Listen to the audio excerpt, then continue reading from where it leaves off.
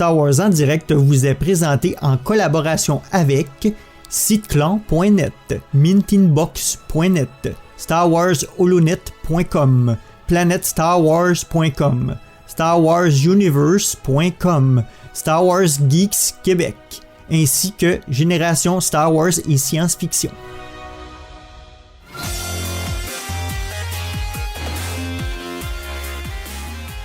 Bienvenue à Star Wars en direct, la voix du fandom Star Wars depuis plus de 20 ans pour cette édition littérature qui sera consacrée à l'audiodrama Tempest Runner. Ici Francis en direct de Québec et vous pouvez voir à l'écran que je suis accompagné de mon collègue David en direct de Nantes. Salut David! Salut tout le monde! Très content de te retrouver, ça fait longtemps qu'on s'est pas vu. Même si je précise que David était souvent dans l'ombre. Oui, a fait du service technique dans certaines émissions, donc voilà, c'est pas non plus comme si tu étais complètement parti à la retraite. Et on retrouve... Je suis pas encore trop vieux pour ces conneries. C'est ça, exact. Et on retrouve, comme pour nos 2 autres épisodes de rattrapage de la Haute République, Jean en direct de Vancouver. Bonjour Jean. Hello Francis, hello David, et bonjour à tous, et ça fait super plaisir d'être encore avec vous. Ça fait plaisir de t'avoir. Ça va, Francis?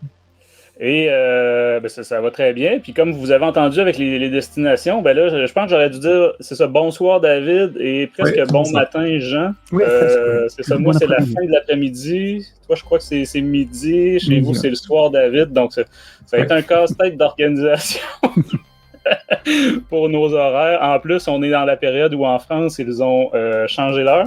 Ils ont reculé l'heure, mais pas au Québec, pas non plus en Colombie-Britannique. Donc c'est ça. Faut s'ajuster. On a réussi à se trouver. Exact.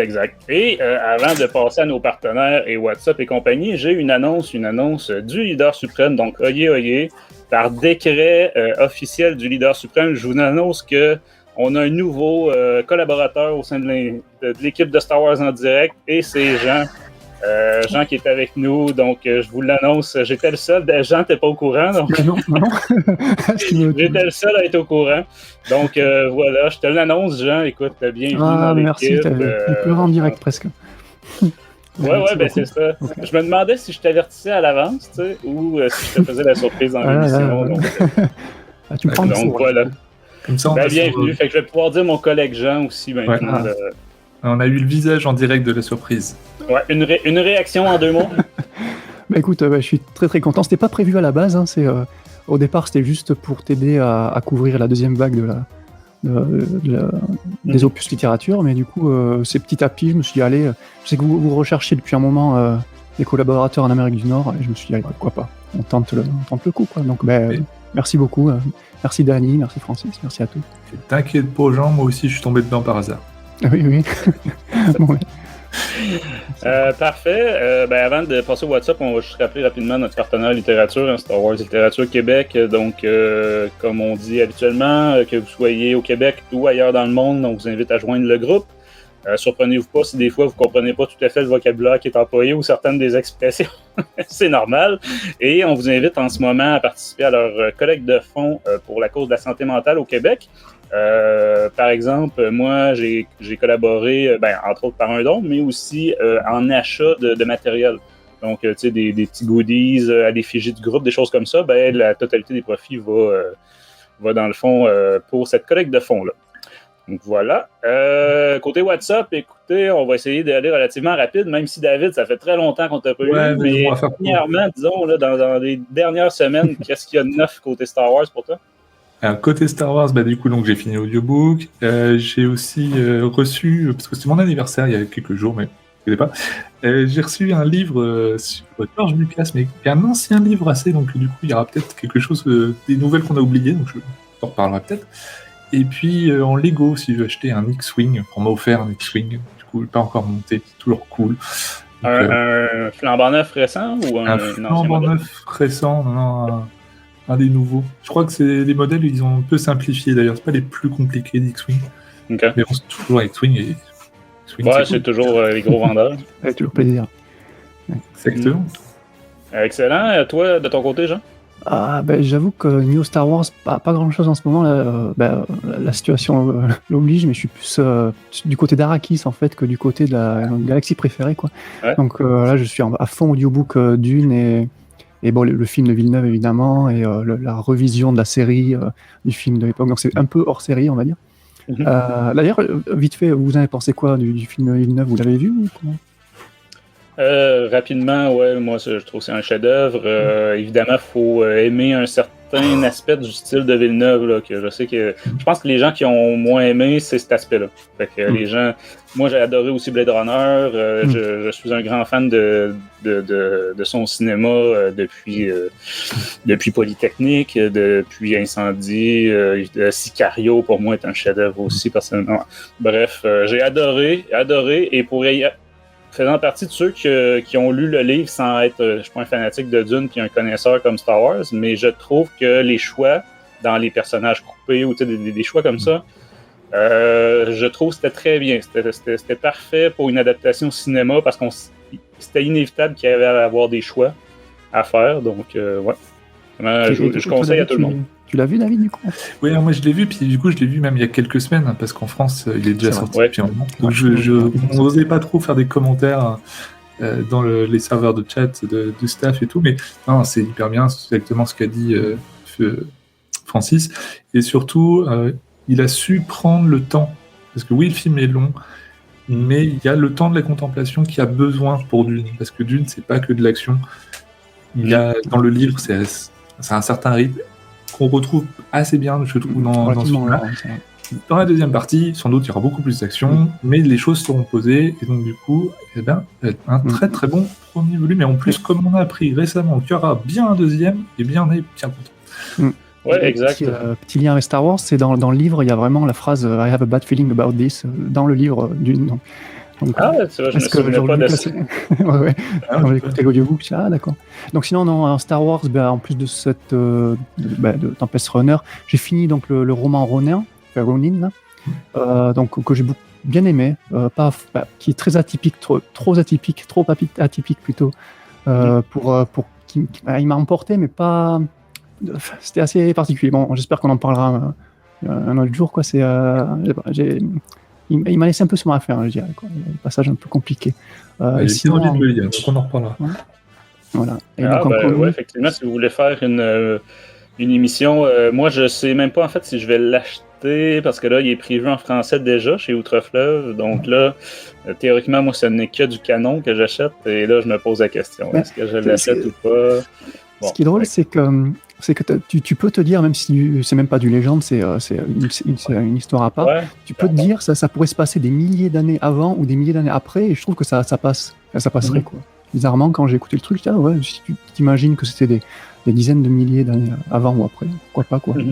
Mais l'audiobook est par contre de bonne qualité, quoi. Vraiment, les musiques très japonisantes et tout, tip top. C'est bien. Donc, ça. Et puis en comics, j'ai écouté ton épisode avec ton fils Louis, donc sur notre spécial Halloween, ouais. Voilà, et du coup, ça m'a donné envie de lire les BD, du château de Dark Vador, et que j'ai lu et que j'ai trouvé excellent, comme vous avez dit dans votre épisode. Ouais, moi, la grosse surprise d'aujourd'hui, c'est de retrouver les fameuses araignées au palais de Jabba, là, qui étaient déjà une référence sortie de nulle part. Ça avait été créé dans dans les années 90, la mode des livres chair de poule, là, ou frisson. Il y avait une série Star Wars de ça, des petits romans ados, horreur un peu. Et il y en avait un, c'était les araignées au palais de Jabba avec des cerveaux dans des bocaux. Donc là, on avait ça dans l'émission jeunesse, là, dans un des 10 numéros de comics. Et là, aujourd'hui, sort la pub, la bande-annonce du livre de Boba Fett, et ça ouvre sur cette araignée-là. Écoute, j'ai fait wow! Ils sont allés chercher des petites références. Là, on les voit dans le film, ils sont hyper sombres, hyper dans le fond, mais on les voit dans début du film, Retour du Jedi, dans le palais de Jabba. Je pense que c'est au moment où c'est les droïdes qui avancent dans le couloir, on les voit au fond. Il faut bien monter la luminosité pour les voir correctement. Donc, probablement qu'à l'époque, c'était une araignée quelconque, là, puis en faisant le livre, ils ont inventé. Ça ressemble assez. Je t'assure, il l'avait déjà ressorti 2-3 fois. Mais la première fois que je l'ai vu, pareil, je savais pas du tout ce que c'était. Et je pense que c'était du genre dans l'encyclopédie. Jedi, c'est pas. Une vieille encyclopédie que j'ai vue, mais du coup, dans la version DVD Blu-ray, vous la verrez mieux. Ok, ouais. C'est excellent, Jean. Écoute, moi de mon côté, un peu la même chose que vous. Sinon, j'ai lancé la lecture de la version française de Poe Dameron Chute libre, le titre en français. Une lecture très rapide, hein, c'est quand même assez court, et le style de l'auteur, le fait que ça se lit vraiment vite, des petits chapitres, là, quelques pages seulement. Je sais pas si je vais rehausser ma note après parce qu'évidemment je l'avais critiqué là, après mon écoute en anglais. Je crois que c'était avec Cécilie qu'on avait fait ça là, il y a 2 ans. Mais c'est ça, c'était pas un roman à tout casser là, qui chamboulait quoi que ce soit. Mais j'ai trouvé ça intéressant de retrouver, là, évidemment au début on était avec les parents de Poe Dameron, donc ceux qu'on voit dans les comics ces temps-ci, Kies Dameron et Charabé. Donc, voilà, c'est ça. C'est pas mal ça côté What's Up Star Wars. Sinon, pour rappeler rapidement nos émissions récentes, il y en a beaucoup ces temps-ci. Déjà, on a des express. Aujourd'hui même, jour de l'enregistrement de l'épisode que vous écoutez, il y a eu la sortie de la bande-annonce de Boba Fett. Donc, Danny et Julien ont fait un petit Star Wars en direct express rapide, là, les premières impressions et tout ça. Peut-être qu'il va y avoir un épisode régulier, là, plus en profondeur, sur toutes les attentes puis tout ça par rapport à la série, donc c'est en préparation, on va dire. On avait eu aussi, moi et Sylvain, on a fait un express un samedi matin sur la news quand on avait appris que Hayden Christensen allait être dans la série Ahsoka. Donc, une nouvelle qui avait l'air de pas mal ravir tout le monde. Oui. Sinon, en podcast, on a un très bon épisode de Aude accompagné des Lucasfilles sur l'art dans Star Wars. Donc, épisode très intéressant là, pour... on apprend quand même beaucoup de choses là, quand on n'est pas déjà calé justement en histoire de l'art et compagnie. Encore une fois, Lucasfilles, très, très bon podcast. Enfin, on en avait parlé la fois d'avant et excellent podcast. Effectivement. Ouais, sinon, il y a l'épisode dont on parlait tout à l'heure, le Star Wars en direct jeunesse, sur les BD, là, les contes du château de Vador. Je rappelle que si vous voulez vous les procurer en français, Delcourt les retire du marché le 1er janvier, là, le 31 décembre. Donc, je vous invite à vous dépêcher. Et bon, c'est ça, si on remonte encore plus loin, c'était notre dernier épisode de littérature sur Out of the Shadow, ensemble, toi et moi, Jean.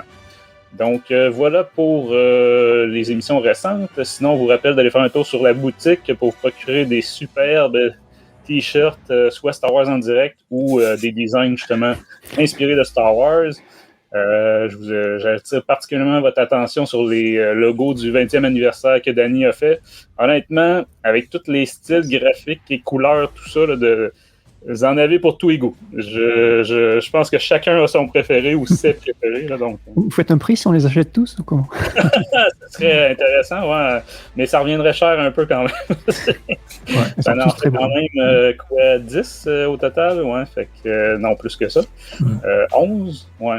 Ben, il y a celui du logo comme tel là, aussi, qui n'est pas un film, là, celui du 20 ans, donc bref. Celui de l'hyperespace. On rappelle que l'argent, ça va même pas pour payer le reste des serveurs et choses, donc c'est pas pour gagner de l'argent. En fait, ça pour aider Danny. Star Wars est direct. Star Wars en direct, c'est le profit là, au-delà de ses dépenses. Ça, c'est le cas de le dire. Donc voilà, messieurs, on va aller tout de suite en hyperespace. Oh crap! Prepare to jump into hyperspace on my mark. All right, stand by.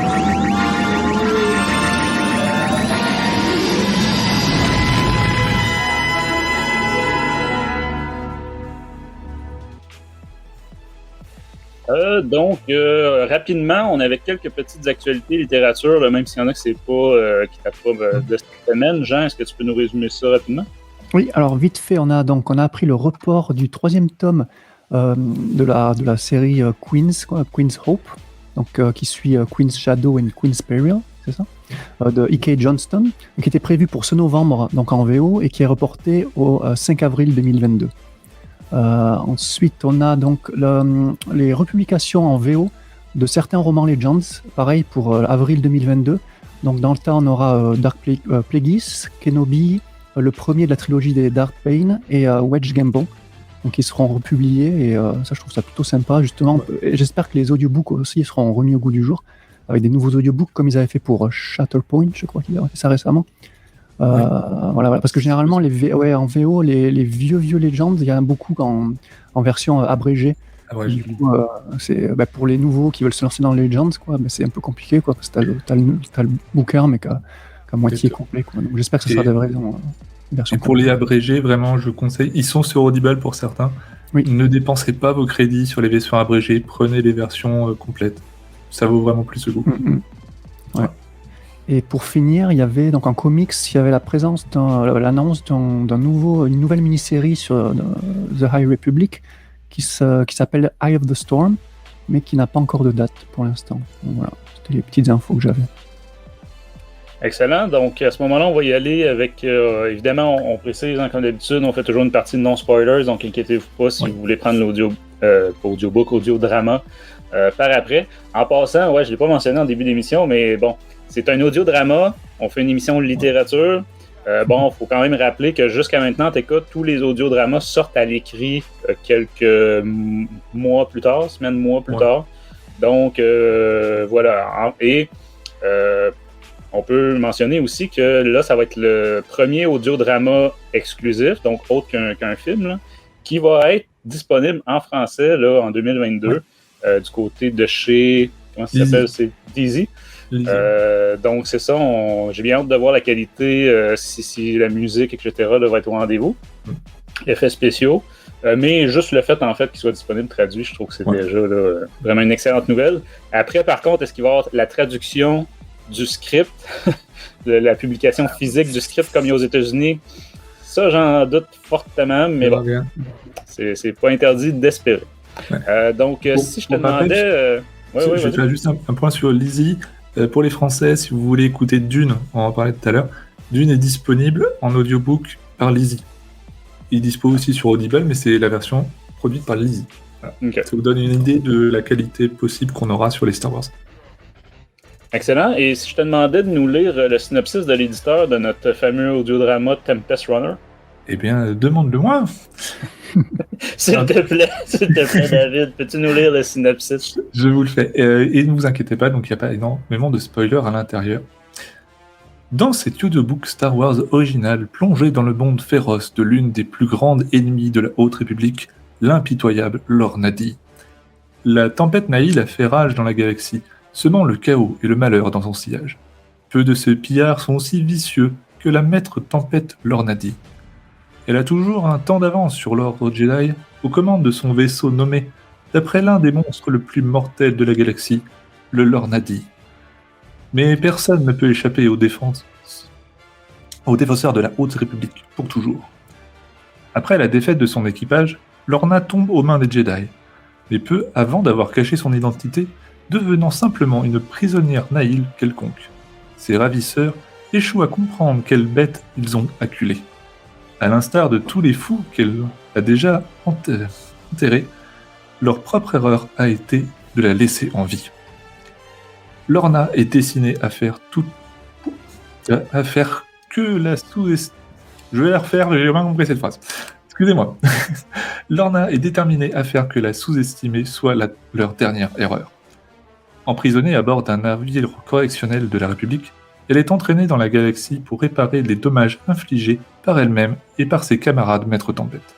Mais alors que Lorna planifie sa fuite glorieuse, elle forge des alliances qui s'approchent dangereusement de l'amitié.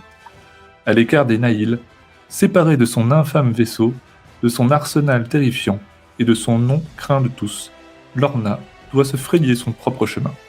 Mais mènera-t-il à la rédemption ?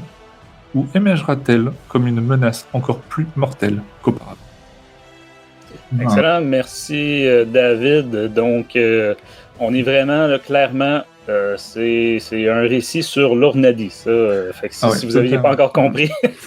C'est intéressant la traduction, Maître Tempête. Donc, le drama s'appellera sûrement Maître Tempête en France. Ouais, on peut supposer, effectivement. Ouais. Parce que effectivement, au niveau des noms, on est tout à fait dans la lignée de tous les livres qui sont avec des noms. Votre as cité Power Dameron déjà tout à l'heure, mais il y avait Phasma, il y avait même Jedi Doku, Jedi Lost. Là, les livres auraient pu appeler sur un personnage. Ouais, il aurait pu s'appeler Lor Nadi, l'audiobook. Ouais, c'est vrai. C'est sûr qu'elle n'a pas non plus encore, comment dire, elle n'est pas connue comme le serait Tarkin ou Phasma pour Dameron, tout ça, mais bon. Parlons des specs un petit peu avant de vous demander ce que vous en avez pensé. Bon, c'est le 3e audiodrama, comme je pense que j'ai déjà dit tout à l'heure. C'est encore une fois, c'est le travail de Cavan Scott qui nous avait signé le roman adulte de la 2e phase, donc The Rising Storm, mais aussi l'audiodrama Dooku Jedi Lost, et bon, une flopée aussi de romans jeunesse, de BD jeunesse, etc. Disons qu'il connaît bien son Star Wars. On va dire ça comme ça, là, c'est un habitué. Côté chronologie, on se situe encore une fois en moins 231. Donc, on va réutiliser notre infographie de nos collègues chez Star Wars HoloNet. Donc, c'est ça, on est après tout le reste du matériel de la 2e phase. Là, donc, La Tour trompe la mort côté jeunesse, L'Orage gronde, le titre français de The Rising Storm, et Hors de l'ombre du côté de Out of the Shadow. Et c'est une durée cette fois-ci de 6h05. Donc, évidemment, ceux qui sont habitués au roman adulte, par exemple, qui fait 15 heures, bon, ben ça reste quand même un petit... mais c'est plus intense, hein, souvent, les audiodramas.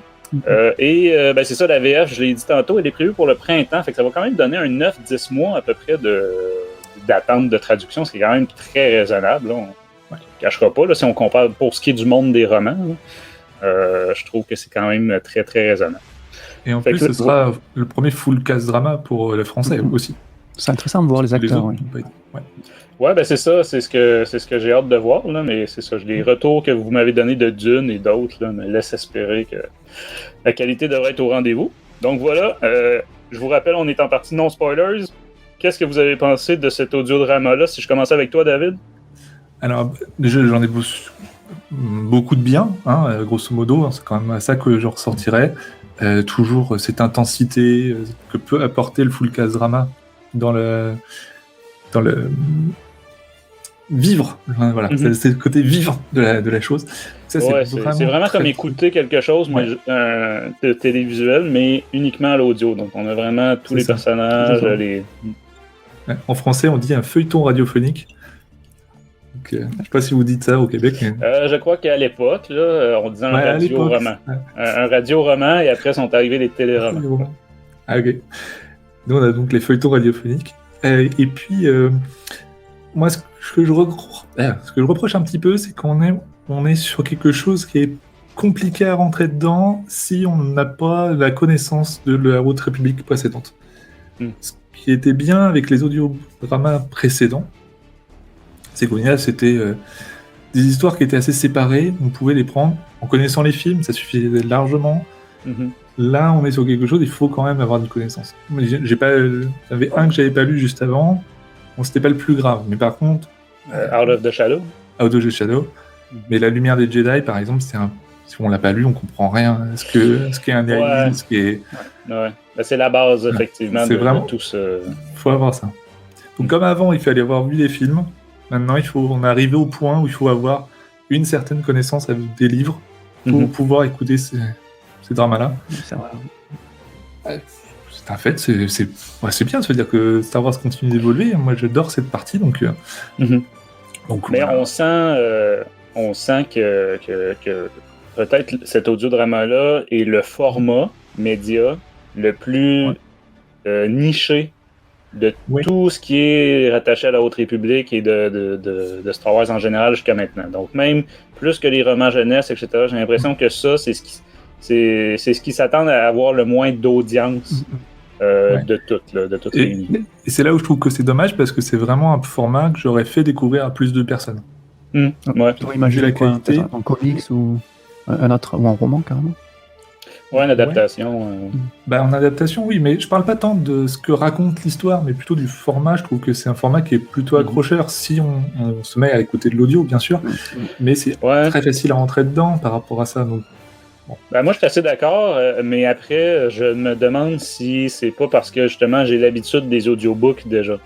Les gens que j'ai vus qui disaient qu'ils avaient beaucoup de mal avec les audiodramas Star Wars, c'est des gens qui disaient c'est parce que moi, je suis très, très visuel. Donc là, Ouais. ne pas avoir d'image, c'est ça, là, où tu sais, même quand tu lis un roman, ils lisent le texte, là, tu comprends, tu as le média physique, alors que là, c'est uniquement de l'audio. Bon, mais c'est ça, nous, je pense que tous les trois, on est habitués aux audiobooks, audio seulement, donc on a déjà cette habitude-là. Là. Ça aurait été intéressant d'avoir quelqu'un qui n'est pas habitué au format pour nous dire ce qu'il en pense, quoi. Ouais, c'est sûr. C'est sûr. Deux dans les commentaires. Ouais, exactement, c'est ça. Si c'est vraiment votre première expérience, puis tu as raison de le comparer avec les deux autres audiodramas. Évidemment, quand on était sur Dooku, ben, tout le monde connaît Dooku. Évidemment, Asajj Ventress avait un rôle très important, mais bon, je crois que les gens connaissaient Asajj quand même, là, ceux qui ont pris la série de Clone Wars. L'autre, c'était Dr. Aphra. Bon, c'était... C'est une introduction. Je crois que c'était quand même très prenable là, sans avoir connaître déjà le personnage, parce que ça reprenait son introduction dans les comics en ajoutant plein de choses, mais ça reste que les événements dans lesquels on l'a découvert dans les comics étaient dans l'audiodrama. Donc à ce moment-là, ça se prenait quand même très bien. Cette fois-ci, je suis assez d'accord avec toi en y pensant, David. Effectivement, quelqu'un qui n'a pas pris, par exemple, même qui aurait pris la première vague, la première phase, pardon, mais pas la deuxième, donc The Rising Storm, tout ça, il va dire t'as peu, là, qu'est-ce qui est arrivé entre les deux ou, donc, je trouve justement que c'est avec les deux œuvres précédentes, donc c'était The Rising Storm et Heart of Shadow, ça fait vraiment une trilogie d'œuvres qui sont vraiment liées les unes avec les autres et ça fait vraiment là ça finit, ça fait vraiment la fin d'une trilogie avec ce roman là entre guillemets, quoi. Ouais, c'est vrai que ça fait t'as raison, ça offre une bonne conclusion à cette phase-là.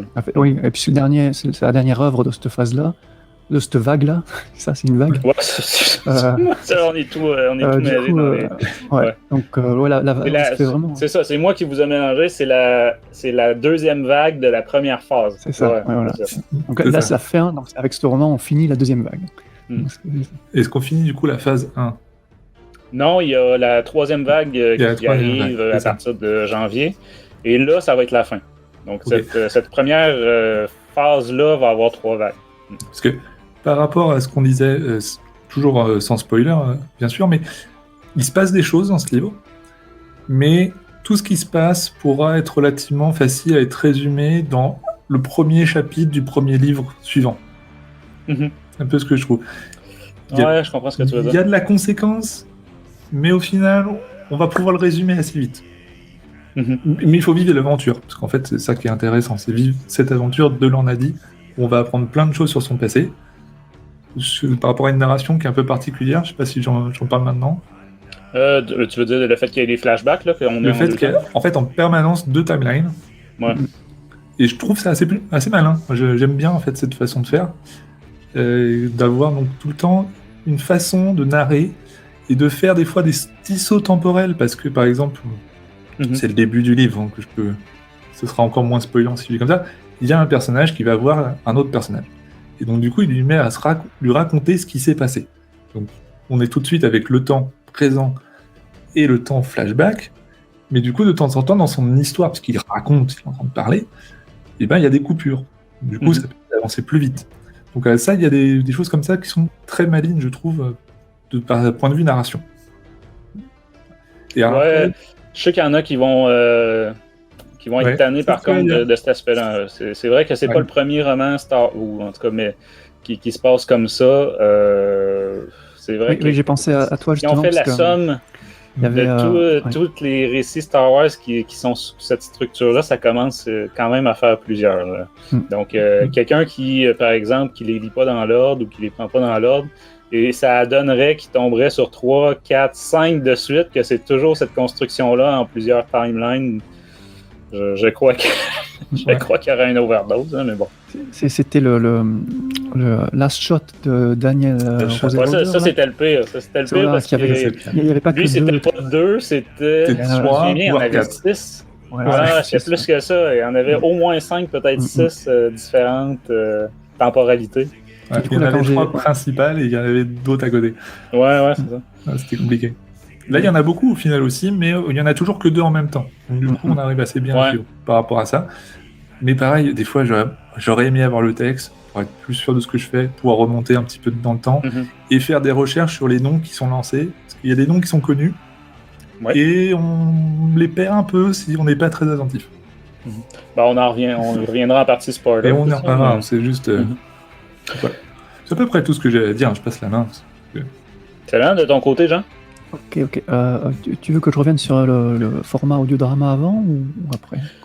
Comme tu préfères. On peut parler du format en premier. Ouais, parce que déjà, une petite parenthèse sur ce format-là. Donc, comme tu as dit, c'est un peu semblable aux audiobooks, mais la grande différence pour ceux qui ne voient pas trop, la différence entre audiobook et audiodrama, c'est que, alors qu'un audiobook, il y a un narrateur ou une narratrice qui lit le livre, en gros, avec souvent dans la réalité Star Wars des bruits, des effets sonores et des musiques, quoi. Et pas toujours, comme on a vu dans certains romans auparavant, mais très souvent dans Star Wars. Mais là, les audiodramas, en fait, c'est juste le son, comme si tu écoutais un film ou un épisode de série ou un drama, quoi. Mais tu avais juste le son, en fait, et que tu n'avais pas l'image. Donc, en gros, c'est ça, quoi. Ouais. Et donc, tu disais, donc, Doko, comment ça s'appelle? Cavan Scott était sur Doku Jedi Lost, mais... il y a aussi, qu'est-ce que je voulais dire? Ouais, dans Star Wars, il y avait d'autres audiodramas, mais qui sont dispo qu'en Allemagne. J'ai vu ça, du coup. Il existe des audiodramas, des films, en fait, 7, 8, 9, et des Rogue One, de tout l'ère Disney, de Rogue One, de Solo, avec un full cast aussi. Et là, qui présente un narrateur, mais la narration n'est pas primordiale, quoi. C'est quand même, ça reste des audiodramas. Donc, si vous parlez allemand, donc il y a ce choix-là qui est disponible, quoi. C'est intéressant à tester. Moi, je parle pas allemand, mais... je me demande si c'est intéressant d'écouter ces audiodramas des films, en fait. Voilà. Bon, à l'image, on s'excuse pour les gens. On avait les vidéos du cast, là, mais clairement, on dirait que le serveur a de la misère.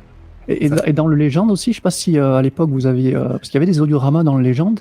Oui. Et récemment, là, je me suis écouté, c'était les Dark Empire 1 and 2, enfin 1 et 2, et le Empire's Hand.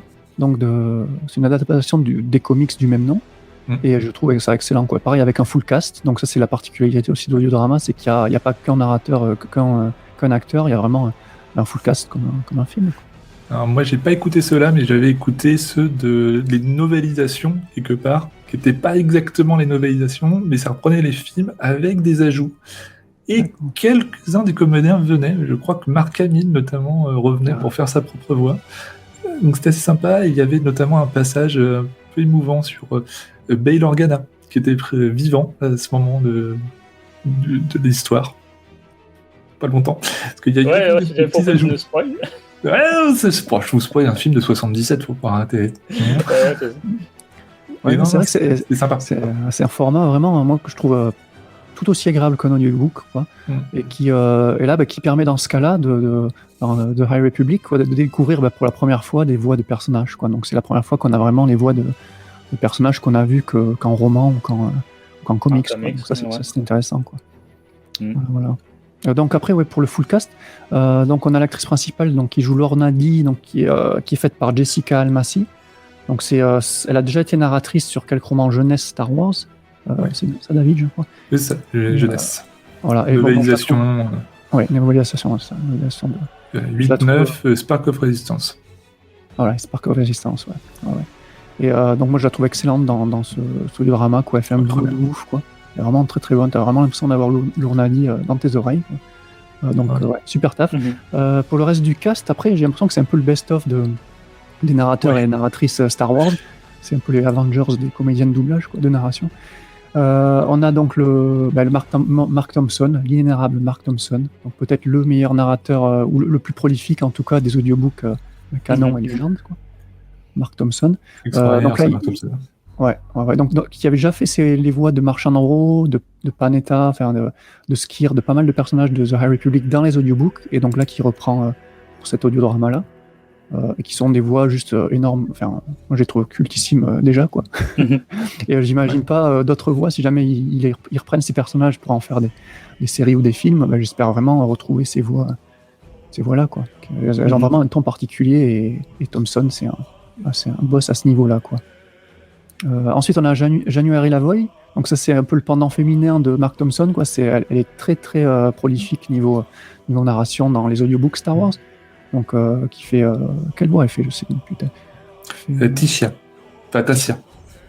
Ouais, Tassia. Ouais, Tissia. Donc, Ouais. excellente aussi. Et on a donc le troisième larron, c'est Jonathan Davis, qui, juste après Mark Thompson, est le deuxième narrateur le plus prolifique des audiobooks aussi. Donc, on le connaît bien si on écoute les audiobooks Star Wars, quoi. Donc, voilà. Et après, donc, le reste du cast, c'est beaucoup d'acteurs de doublage qui étaient déjà présents dans le précédent audiobook de Cavan Scott, donc de coup Jedi Lost, dont la voix d'Asajj Ventress, et voilà, et d'autres. Je crois qu'ils ont quasiment tous participé à cet audiobook là, quoi. Ouais, clairement, c'est pas des nouveaux venus, hein, c'est des gens qui étaient déjà connus par l'écurie Star Wars. C'est ça. Ils ont Ouais, c'est ça. Ouais. Clairement, le budget est là. On n'est pas dans une expérience cette fois-ci. Et pour la vie, j'essaie de trouver du négatif dans cet audiodrama là, mais j'ai pas trouvé malheureusement. J'ai adoré, quoi. Et deuxième écoute, pareil. J'ai essayé d'être plus critique j'ai été transporté vraiment par ce livre, quoi. C'est vraiment, vu qu'on est habitué à écouter de l'audiobook, donc j'ai trouvé la production, j'ai trouvé top, le cast, on l'a dit, excellent. La musique et les effets sonores, du coup, pareil, j'ai trouvé ça excellent. Il y a, au début, tu parlais de la scène du début, quand on est dans la cantina. Après, je pense qu'il faut être à fond. Moi, j'ai la chance d'avoir un travail où je peux vraiment me concentrer sur l'audiobook, et du coup, j'étais avec eux, quoi, dans la cantina, on entend les cliquetis des verres, les bruits ambiants. Moi, je coupe là-dessus. Moi, je les écoute dans le bus. J'en ai écouté déjà en conduisant. Celui-là, le conduisait pas. Hein, oui, non, pas mieux. voilà, et même travailler avec votre boss. À mon avis, c'est pas terrible idée. Faut se concentrer parce que c'est tellement prenant, effectivement. Tu dis, il n'y a pas un temps de silence. Il y a tout le temps du bruit, de la musique, exactement, de quelque chose. Comme il n'y a pas de narration, il faut remplir, et du coup, il y a tout le temps quelque chose, quoi. Tout le temps. Et donc, alors tu parlais dans la partie, dans le résumé, l'éditeur, il y a un côté incarcéral là, qui m'a fait un peu penser justement à Francis qui a travaillé dans ce domaine-là, et du coup j'ai hâte de connaître ton avis sur ce sujet, quoi. J'avais des questions. Il y a un côté un peu orange, je sais pas si c'est spoiler de dire ça, mais un peu Orange is the New Black. Ouais, je sais pas si vous avez, ça m'a fait de suite penser à ça, quand ils sont en prison, là, avec quasiment beaucoup de personnages secondaires, des nouveaux personnages, mais beaucoup de personnages féminins encore une fois, donc pas mal. Ouais, j'ai l'impression d'avoir beaucoup de personnages féminins. J'ai pas fait le ratio, mais c'est bien équilibré. Ouais. Et donc Lourdes a dit, donc pareil, on l'a déjà dit, je l'ai trouvé excellente. L'avoir évolué, c'est tout au long du livre, ça m'a beaucoup plu, quoi. On la connaissait déjà en tant que Tempest Runner chez les Nihil. Là, on a un pan de son histoire qui est complètement inédit, quoi. C'est un origin story, là.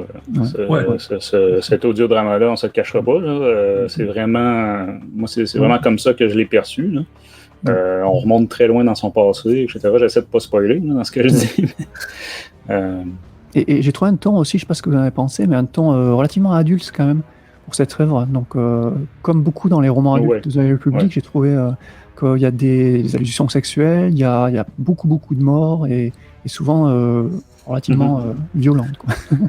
C'est vrai qu'on n'est pas dans la tour trompe-la-mort, là, ou dans les comics jeunesse, là. Effectivement, le thème, les péripéties, tout ça, on est dans du très adulte.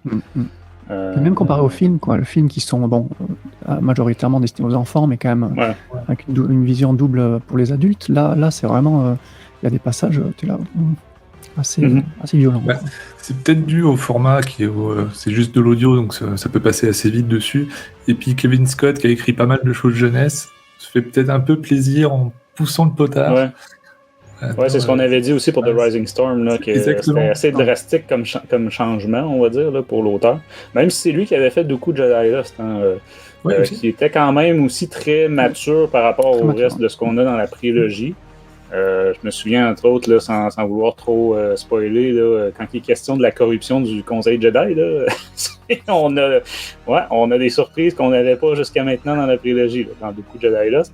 Mais c'est vrai que cette fois-ci, c'est ça, on l'a dit, là, la prison et compagnie, là, on est dans les thèmes très, très adultes. Et pour finir, du coup, c'était juste au niveau de la narration, t'en parlais, donc le côté tout ce qui est flashback. Ça, c'est une narration que j'aime beaucoup personnellement, et que Cavan Scott avait déjà fait ça donc, dans les comics jeunesse que tu as chroniqué récemment avec ton fils. Du coup, dans les, genre, un personnage te raconte une histoire et bam, t'as un flashback sur cette histoire-là. Ça, c'est je sais pas, c'est un truc qui me plaît énormément, pas que dans Star Wars d'ailleurs, ailleurs aussi. Et d'ailleurs, j'avais pensé à ça à l'époque de Solo. J'aurais imaginé un Harrison Ford vieux qui racontait ses exploits de jeunesse. Ça s'appelle. Ça, il y a toute une série là-dessus. Hein. C'est les aventures du jeune Indiana Jones. C'est pas Harrison Ford, mais. Ça semble être un peu ça, tu sais, les audiodramas, parce que celui sur Afra, c'était ça aussi. C'était elle-même qui enregistrait ses notes. Là, donc souvent, il y avait des pauses et elle rajoutait toutes sortes de commentaires. C'était à se tordre de rire. Là.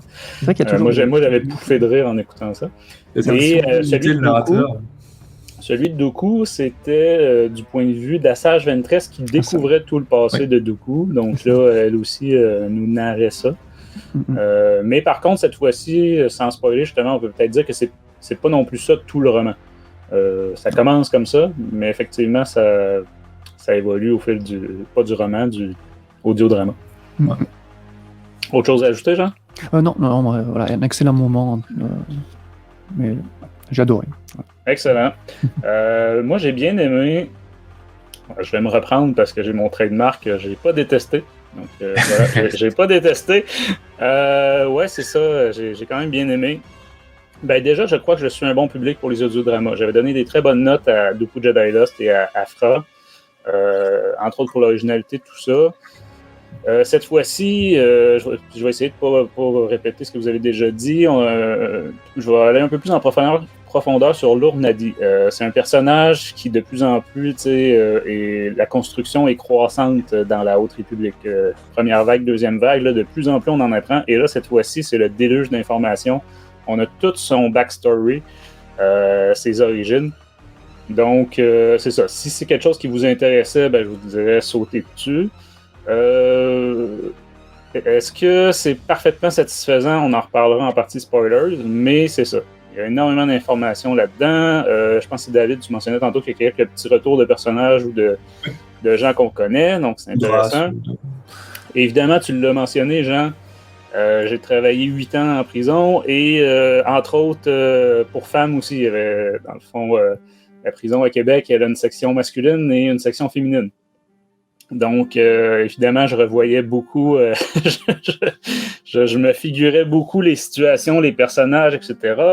On est vraiment face à un personnage qui, j'ai de la misère à dire, prend les mauvaises décisions.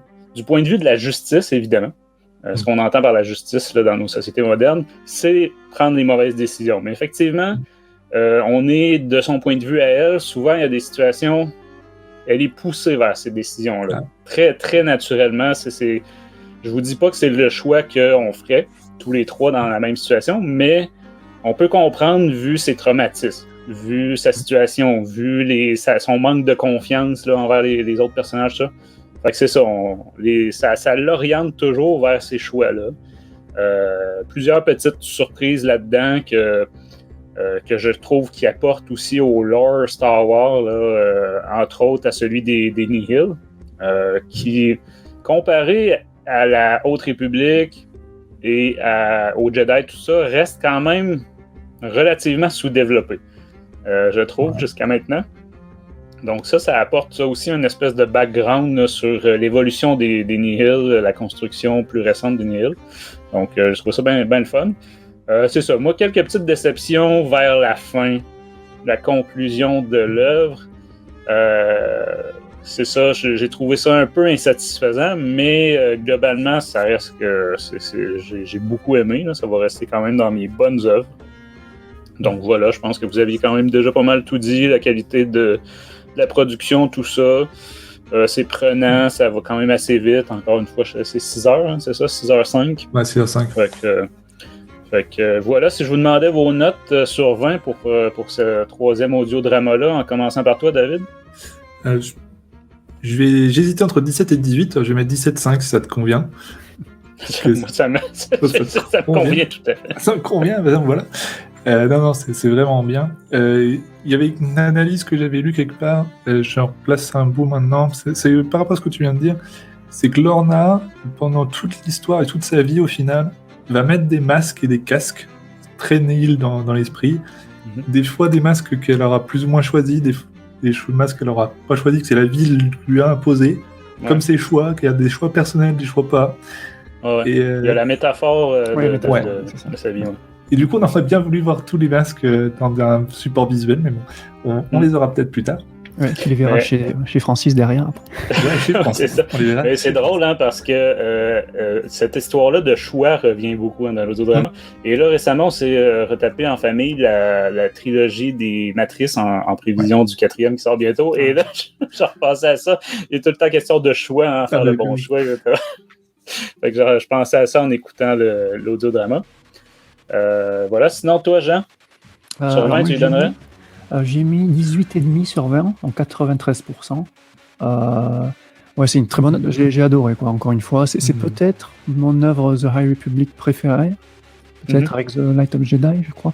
Et même si j'ai pas beaucoup de points négatifs à lui reprocher, je lui mets quand même pas la note parfaite parce qu'au niveau, à cause du format en partie, mais au niveau émotionnel, elle m'a pas emporté plus que ça. Il y a beaucoup d'œuvres du canon qui m'ont beaucoup plus emporté du point de vue émotionnel. Là, c'était un excellent moment, mais voilà. Excellent. Moi, je vais être un peu plus bas que vous. J'ai hésité entre différentes notes. J'attendais aussi de voir vos avis, là, si vous vouliez me réconcilier avec certains aspects de ça. Moi, c'est sûr qu'on va en parler en partie spoiler. J'ai trouvé ça un peu insatisfaisant, comme je disais.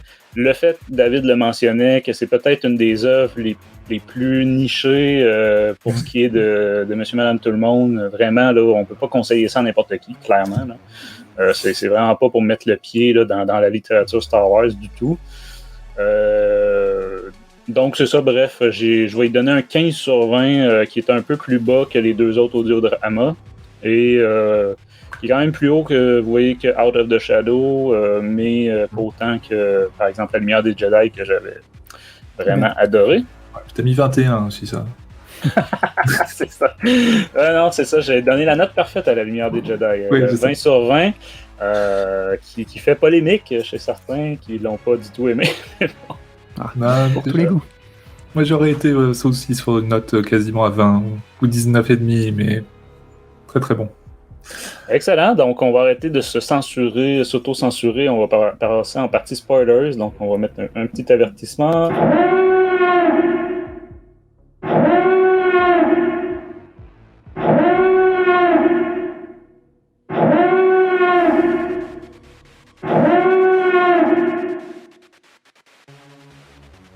Voilà. Donc, c'est comme si vous n'avez pas saisi, on est en partie spoilers. Donc, si vous écoutez ceci, c'est que vous avez déjà écouté l'audiodrama ou que vous vous en foutez qu'on vous spoil tout ce qui se passe parce que on a Jean aussi qui nous a préparé un résumé spoilers. Évidemment, comme je dis à chaque fois, là, cette fois-ci, on parle de 6 heures résumé en quelques minutes. On ne peut pas non plus tout mettre. Et on va espérer qu'il n'y ait pas de décès. Je pense que c'est chez David là, qu'il y a quelque chose qui est éclaté. Ouais, il y a un truc, mais c'est pas grave. Donc, vas-y, Jean, si tu peux nous expliquer qu'est-ce qui se passe plus en détail dans ce audiodrama-là. Ok, alors on est parti. Donc, un certain Hendrik Keller entre dans une cantina et cherche à constituer une équipe de secours pour sortir la Tempest Runner, donc l'Ornadi, du vaisseau prison de la République, le Restitution. Pour ce faire, il rencontre un mercenaire qu'il compte embaucher pour le job. Il lui explique qu'il est un Nihil, qui plus est un Tempest de Lourna, et lui raconte comment cette dernière s'est vue capturée par les Jedi. Donc là, à travers de flashbacks, on voit comment les Jedi Avar Kriss, Skir et Keef Strenis, grâce aux informations fournies par les graphes à la fin de Out of Shadow, du précédent roman, et une tradition de Marchion Ro, capture l'Ornadi quand elle et ses tempestes attaquent un relais de communication de la République. La République et les Jedi pensent que l'Ornadi est l'œil des Nihil, leur leader. Durant l'attaque, elle a fait équiper à son droïde son armure et son casque, qu'il a fait exploser pour faire croire à sa mort. Voulant garder son identité secrète, elle se fait ensuite appeler Sal. Pendant une grande partie du livre, elle sera appelée Sal. Donc Tija, une Nihil servant Lourna, est elle aussi capturée et décide de blackmail Lourna sous peine de révéler son identité pour garder une position de force par rapport à elle. Donc de retour dans le présent, donc ça va être souvent ça, c'est passé présent, on apprend que le mercenaire n'est d'autre que Pan Eta, un gros spoiler du coup, un autre des 3 Tempest Runners que beaucoup croyaient mort à la fin de The Rising Storm, mais que nous, en tant que lecteurs, savons qu'il s'était échappé et est devenu rogue. Trahi par Ro et Lourna, lors des livres précédents, il cherche à se venger d'eux. Il tue alors Andrik dans la cantina, et ayant appris où se trouve Lourna, se dirige vers leur restitution. Donc là, back to the present. Du coup, là, on était déjà dans le présent, du coup, mais moi je m'y perds. Ouais. Lorsque Lourna est dans les mains de la République, elle est interrogée, et c'est là que nous n'apprenons plus sur son passé via d'autres flashbacks. Donc là, flashback du passé de Lourna. Donc sa famille était des dirigeants de la planète Aeloth, une colonie Twi'lek faisant partie du système de Ryloth. La planète taxe à la République, mais la planète est en crise, pardon. Ils ont du mal à payer les taxes de la République, mais surtout, les habitants vivent une période de famine depuis quelque temps. Pour remédier à ces problèmes, Lourna propose à son père d'exploiter les mines d'épices très présentes sur la planète, mais son père et sa sœur sont contre cette idée. Cependant, Bala Wallin, le petit ami de Lourna, commerçant mais en secret trafiquant d'épices, voit l'intérêt de la planète. Il manipule alors Lourna pour prendre le contrôle. Bala, au final, trahira Lourna, tuera sa famille et la vendra comme esclave. Donc, après une ellipse de temps, donc Lourna s'échappe du camp d'esclaves grâce notamment à l'intervention du maître Jedi Opo-Wren-Sysis. Reconnaissant ses talents et sa force, il lui propose de rejoindre l'académie militaire de Carida. Après avoir subi pas mal d'intimidations et de persécutions de la part de ses supérieurs et de ses camarades cadets, elle tue l'un d'entre eux, ou pense l'avoir tué, et vole un vaisseau et s'échappe de l'académie. Et donc à partir de là, dans l'audiodrama, on a de nombreux allers et venus entre présent et passé. Donc j'ai essayé de regrouper les deux intrigues, l'intrigue présent et l'intrigue passée. Donc dans le présent, à bord du Restitution, donc du vaisseau prison, Lourna fait la rencontre d'une autre prisonnière Twi'lek, Sestine. Sestine est proche de la fin de sa sentence et de retrouver ses enfants. Lourna attire aussi l'attention du conseiller Wittig, je ne sais pas comment on peut traduire ça, du concealer Wittig, la figure autoritaire du Restitution, qui cherche à réhabiliter Lourna. Lors d'une étape du vaisseau sur la planète Abra pour y rebâtir une colonie détruite par les Nils, Lourna y retrouve Lalutan, qui était le seigneur cadet qu'elle pensait avoir tué à l'académie. Le gars s'en est remis, du coup, qu'il est là. Il reconnaît Lourna et veut la balancer à la République pour empocher une prime et une mutation de poste. Il est in extremis tué par Teija, qui, entre-temps, a réussi à contacter Pan, qui veut retrouver Lourna pour la tuer lui-même. Donc Lourna arrive tout de même, après un face-à-face avec Pan, à le piéger, à le poignarder et à le balancer dans une fosse. Ce qui fait très Star Wars, du coup. Lourna récupère de ses blessures à l'infirmerie du Restitution. Teija est par contre dans le coma et le corps de Pan n'est pas retrouvé. Donc, Lourna raconte à Wittig ses versions des faits. Ce dernier arrive à briser la carapace de Lourna, qui lui révèle sa vraie identité et qui lui demande de l'aider. À partir de là, un nouveau flashback. Donc après les mésaventures de Lourna à l'académie, on la retrouve en tant que mercenaire. Elle accepte un job proposé par un certain Twi'lek, Bala, qui lui demande de protéger ses cargaisons d'épices face au Nil. Donc Lourna y a un masque de Mandalorien d'ailleurs, un casque d'un Mandalorien pendant leur rencontre.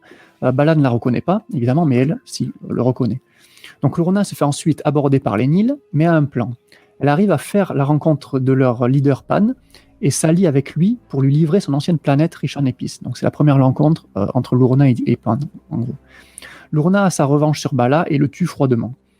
Elle intègre alors les Nils en tant que Storm de Pan, qui l'introduit ensuite à l'œil des Nils de l'époque, le père de Marchion Ro, Asgar Ro. Elle lui fait une forte impression, notamment lorsqu'elle lui sauve la vie, attaquée par un des 3 Tempest Runners de l'époque, Zan Avan. Lorsque Lourna donc tue Zan, et le papa Ro l'a promu alors Tempest Runner à sa place. C'est là qu'elle devient donc Tempest Runner. Ce que Lourna ignorait par contre, c'est que l'assassinat de Ro était un plan des 3 autres Tempest Runners. Pan et Kassav la met donc dans la confidence, mais elle va tout balancer à Ro pour essayer de s'allier avec lui. Ce dernier refuse le plan proposé par Lourna et impose son propre plan, ce qui met Lourna dans une colère, ce qui met Lourna hors d'élan. Après une éclipse, on apprend donc que Ro a été tué, poignardé par Lourna, et que Kassav et Pan pensaient prendre le contrôle des Nils suite à la mort d'Asgar, mais Marchion Ro se révèle en tant que successeur de son père en tant que œil des Nils. Voilà. Le dernier acte, donc dans le présent, c'est que Lourna, à bord du Restitution, devient de plus en plus proche de Sestine et de Wittig, apprenant que Ola Est, donc c'est un nouveau personnage, Ola Est, c'est une prisonnière très influente dans la prison, blackmail également Sestine en menaçant ses enfants. Lourna tue Teja, sacrifiant sa possible rédemption. Par cet acte, elle pense sauver Sestine, qui est proche de la fin de sa peine, et lui permettrait de retrouver ses enfants. Lourna se retrouve en isolement cellulaire au moment où Pan, qu'elle croyait mort mais que nous savions qu'il allait revenir, attaque le Restitution. Lourna et d'autres prisonnières s'allient à Wittig et ses gardes de prison contre Pan et ses Nihil. Lors du face-à-face final, Lourna contre Pan, elle arrive à le prendre par surprise, mais au dernier moment, au moment de l'achever, elle décide de le garder vivant. Une fois la bataille terminée, elle apprend que Wittig est très malade, et qu'il voulait aider Lourna pour son propre chef, en fait. Pour qu'il puisse faire une dernière bonne action avant de mourir, en gros. Lourna donc, est furieuse en apprenant cela, et se sentant une nouvelle fois trahie et manipulée, elle choisit de tuer froidement Pan. Donc là, il est vraiment mort, normalement. Donc elle libère ensuite les prisonnières du Restitution, en enrôle certaines qui veulent la suivre, et libère Sestine qui va retrouver ses enfants. Elle contacte ensuite Marchand Rowe en lui demandant de rejoindre à nouveau les Nihil, et s'approprie le Restitution, qu'elle renomme le Lournadi. Voilà. Fin du résumé, avec spoiler. On va dire le Lournadi 2. Lournadi 2. Ouais, c'est vrai que l'aurait dû l'appeler comme ça. Excellent, merci Jean pour ce résumé. Je pense que ça fait quand même pas mal le tour. Si je vous demandais justement, au-delà de tout ça et à travers tout ça, ce qui vous a marqué ou ce que vous voudriez aborder en partie spoilers, si on commence avec toi, David. Oui, il y avait un point, j'ai renoté pendant vrai. J'aime beaucoup que ce soit le Jedi Apo Marcissis qui revienne, parce que c'est un... Ouais. Celui qui était déjà dans l'attaque des clones ou dans le fantôme. Dans la menace fantôme, il était déjà, avec des cheveux plus, plus comme ça. Et puis on voyait pas tant cette queue. Non, il est assis au conseil. Donc la queue, elle entourait le siège là, au conseil de Jedi, là, mais. Ça. Ouais. Donc ça fait partie des bonnes surprises, je trouve, de petits caméos qu'on a retrouvés dans le résumé. Je trouve ça c'était assez sympa. Après, je recherche 2-3 choses que j'ai. D'ailleurs, son apparition, il fait un Hello there. Je sais pas si vous avez remarqué. Et moi, de suite, ça me fait penser. Je savais bien qu'il y avait un truc que j'avais renoté là-dessus. Non, et c'est un des seuls avec Yoda et du coup, il y a Del, du coup, qui sont c'est les 3 seuls qu'on connaît de cette époque-là. Si je fais pas d'erreur. Ouais.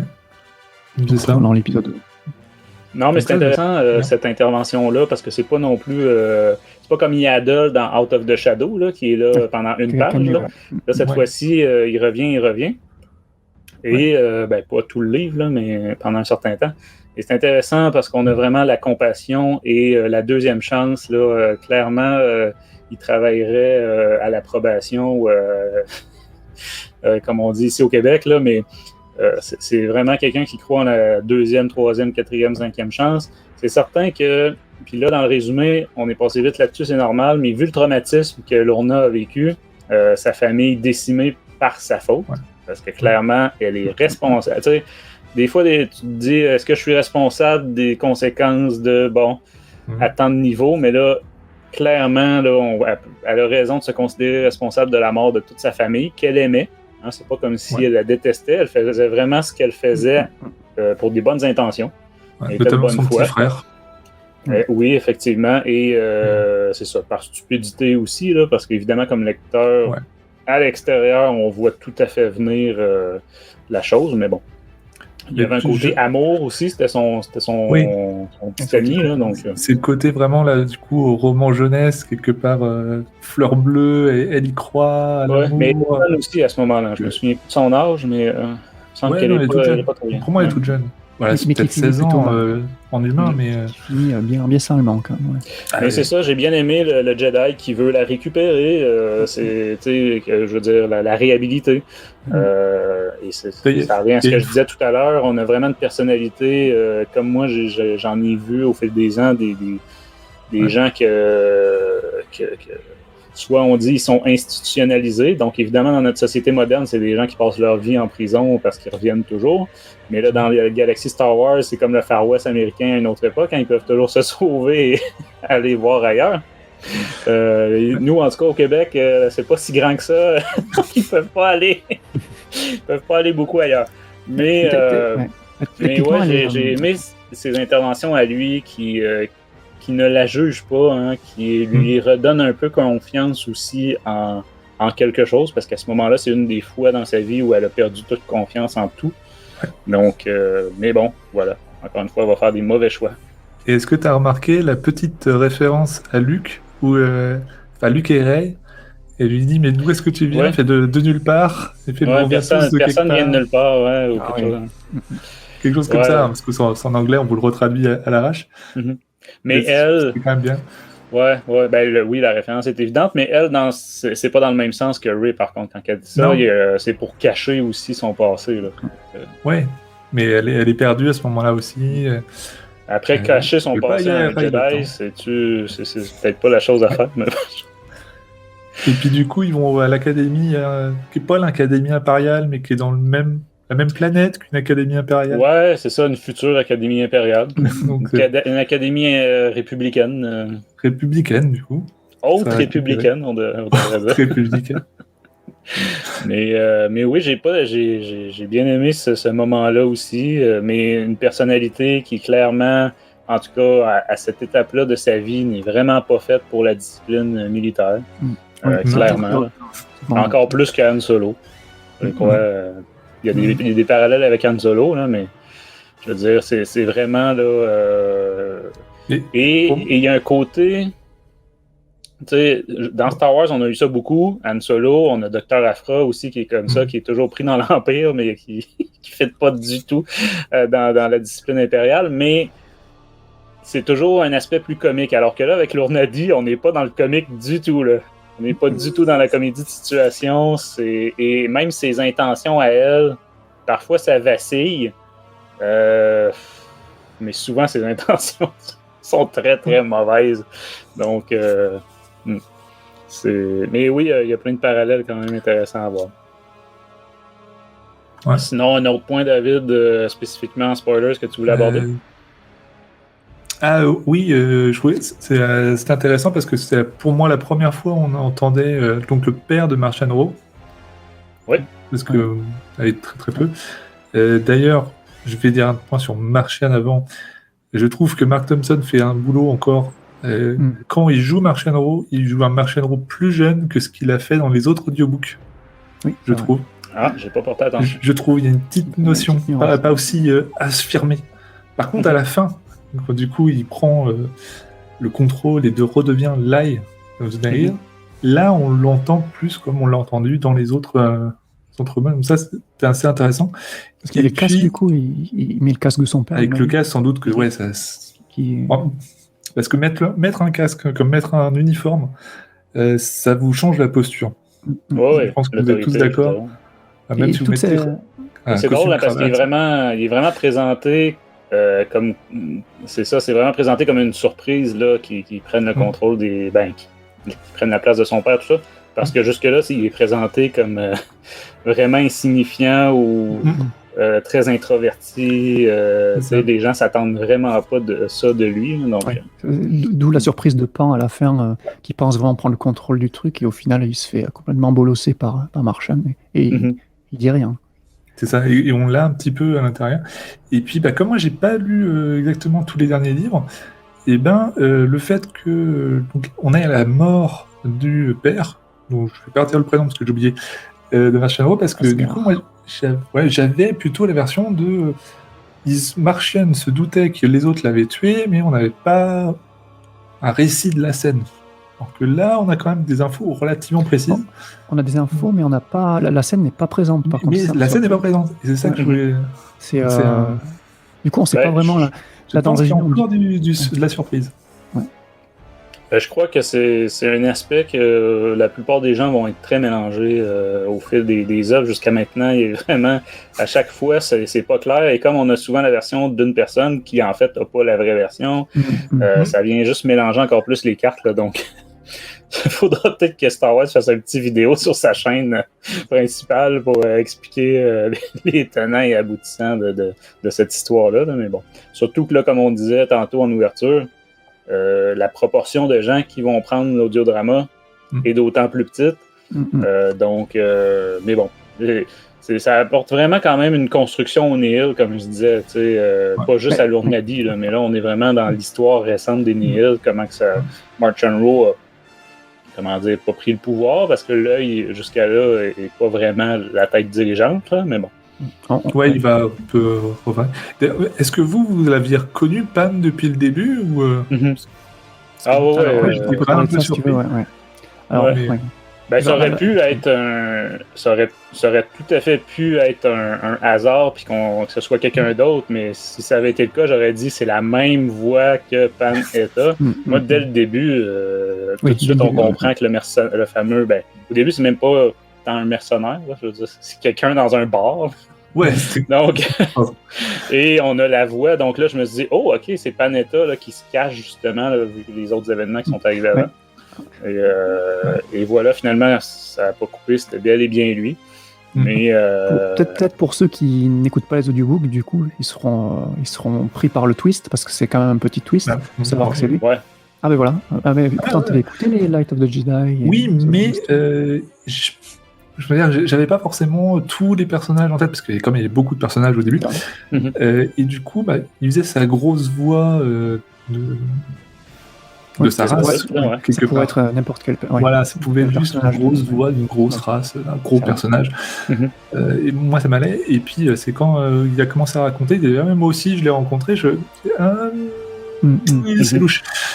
Il y a un passage justement où au début, donc tu te poses pas vraiment la question si t'as pas écouté l'audiobook. Après, il commence petit à petit, il t'amène le truc, genre il commence à tousser et là tu te dis ouais, c'est ça. C'est comme ça qu'on l'a laissé dans l'œuvre précédente. Voilà, exactement. Et après, donc il commence à sortir le mantra Nihil, je sais plus comment ça fait, c'est genre we take what we want ou je sais pas quoi. Il connaît des trucs Nihil, t'es là, oula, attends. Et même Andrik, il y a un moment, il y a une petite description, genre Andrik était surpris ou je sais pas quoi. Enfin, il est surpris par le fait que Pan connaisse le truc, du coup, ça s'est amené petit à petit. Du coup, j'ai trouvé ça sympathique, ouais. Par contre, un truc bizarre, quand on connaît sur Andrik et tout ça, ils disent que dans le livre, donc Andrik, donc c'est un île de l'Urna, et il a jamais rencontré Pan. Ok, alors c'est même justifié par Cavan Scott, j'ai l'impression un peu, parce qu'il dit qu'il n'a jamais vu. Mais bon, je trouve ça bizarre quand même que c'est un des 3 leaders Nihil et que pendant leurs réunions. Mais je pense que la réponse en partie est dans le fait que à ce moment-là, je me rappelle pas exactement du sexe, mais est-ce qu'il avait pas enlevé son casque? Et donc du coup, il l'a jamais vu sans son casque et sans son uniforme, qui est pas un uniforme. Ouais, parce qu'ils sont toujours casqués là, en public, on va dire. Comme Lorna, qui à un moment, en fait, pareil, elle croise d'autres personnes qui l'ont déjà croisée. Ouais, mais ça, c'est vrai qu'au début, jusqu'à temps qu'elle atteigne la prison, on se dit, attends un peu là, ses propres troupes ne la reconnaissent pas juste parce qu'elle a enlevé son casque. Là, tu te dis, ouais. Mais bon, c'est vrai que ça modifie la voix. Combien de Twi'lek verts de cette teinte de vert-là est-ce qu'il y a dans son équipage? En tout cas. Il y en a plusieurs apparemment, du coup. Ouais, c'est ça. Peut-être qu'elle avait prévu ça. Elle a embauché plein de sosies. Et d'ailleurs, une des critiques que j'ai vues de l'audiodrama, là, les critiques nord-américaines, un peu, il y en a qui étaient un peu confus des voix, ils étaient un peu perdus. Alors j'imagine qu'ils n'ont pas trop l'habitude d'écouter des audiobooks, mais perdus par les voix des personnages, ils sont perdus par quel personnage parle. Et comme il y a beaucoup de Twi'lek féminins dans ce roman, parfois ils n'arrivaient pas à remettre la voix du tout. Oui, donc moi j'ai trouvé que les voix étaient assez distinctes au final. Pareil. Non, c'est ça, j'ai pas ressenti ce problème-là. Peut-être pas tant qu'à l'Urna, qui est vraiment distinctif, peut-être les différentes prisonnières, que là, ça peut devenir un peu mélangeant. Mais l'Urna... Ils ont un accent assez particulier chacune, donc on arrive assez bien. Et généralement, on n'est pas perdu. Il y a une phrase d'intro, ils répètent pas mal leurs prénoms. Comme ça, on sait quand même qui parle. Puis ça, je vais en parler là, vu qu'on l'a déjà abordé, mais c'est ça, le fait que personne ne la reconnaisse. Donc, elle met son casque et je me souviens plus s'il est question du reste de son uniforme sur un droïde qui se fait exploser. Et les Jedi sont pas présents, si je me trompe pas, c'est des troupes régulières là, républicaines qui sont présentes, si je me souviens bien. Mais bref, tout le monde se fait avoir par ça. Tu te dis qu'il faut que l'explosion soit puissante, là, parce qu'ils ne retrouvent même pas un bout de l'écou. Vraiment, de facto, pour eux, leur Nadi est morte. Elle s'est fait exploser.